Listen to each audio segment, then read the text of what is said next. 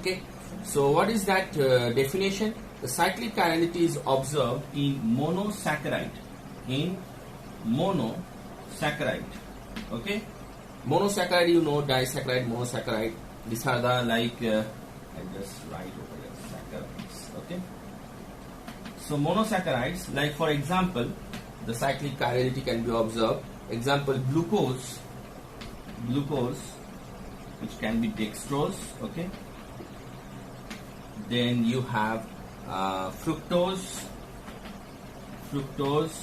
which is known as levulose. Okay, levulose, and the third one is galactose. So these three elements specially exhibit the cyclic form of chirality. Now let us see the different types of cyclic chirality in different types of monosaccharides. First, we have the Fischer projection of D-glucose and L-glucose. If you have observed, if you have seen our earlier video about the glucose, about the stereochemistry, where we have mentioned this is the Fischer projection rule, and Fischer projection exhibit the the 3D structures in 2D format. So if you see the D and L, these are the pretty little older version of R and S. That would what we have discussed in our stereochemistry video. D, if you see the maximum hydroxy group at the right side, okay, the L, the maximum hydroxy groups are the left side. It is resembling to the D glyceraldehyde and L glyceraldehyde. Okay, now if you consider their cyclic structure, now this is the first carbon, 1, 2, 3, 4, 5, and the top one is 6. Now the carbon, the electrophile, is getting attacked by a nucleophile hydroxy group, and what is the structure can be formed? They form a pyranose structure. Okay, if you see, this is a pyranose structure with hydroxy group either in the down side or it is upside. If it is down below the plane, it is known as alpha. Okay, that we have already discussed. So alpha D glucopyranose. So what is the structure? If you draw the structure like this, CH2OH, okay, H, then I'll just draw HOH, then OH, H, OH, H. So this is known as the cyclic form of glucose. Okay, so now over here the chirality, the first thing is this particular structure. The first carbon over here is known as anomeric carbon. Okay, anomer. Okay, anomeric carbon. So alpha D glucopyranose, the hydroxy group is the below the plane, and the beta D glucopyranose hydroxy group will be above the plane. So this difference, so this alpha D glucose and beta D glucose, they both are anomers to each other. Okay, and this carbon is known as anomeric form of carbon. Now this anomers is responsible for one very specific properties in the molecule, which is known as mutarotation. So what is that mutarotation? Now you have every chiral compounds, they exhibit optical properties. Okay, they have a capabilities of rotating the the plane polarized light either in the left side or the right side. Okay, so over here the beta D glucose, the optical rotation, the beta D glucose optical rotation is plus 18.7 degree, where alpha D glucose, they have 112.20 degree. Okay, the plus, okay, both are plus, right? So you have levo and dextro. This concept I will be discussing more in ORD video, optical rotatory dispersion.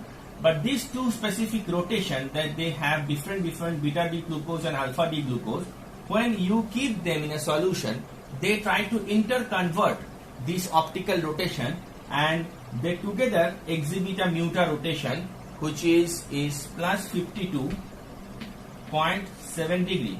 You see, this is just because these both the form are existing in the solution and they are interchanging by interconverting alpha to beta, beta to alpha continuously, and because of that the mutual rotation has been observed. Now, because of the mutual rotation is observed because of anomeric carbon. Remember, any of the molecule exhibit mutual rotation, they should have an anomeric carbon, and this carbon is involved in the form of hemiacetal formation. If you go through our earlier video about chemistry, and this particular structure is known as Haworth projection. Haworth projection, for to understand the cyclic structure of glucose. Now, in the same way, if you see this glucose are aldohexose, but the ketohexose known as fructose. Fructose also can undergo same sort of nucleophilic addition, and in that case the structure will be,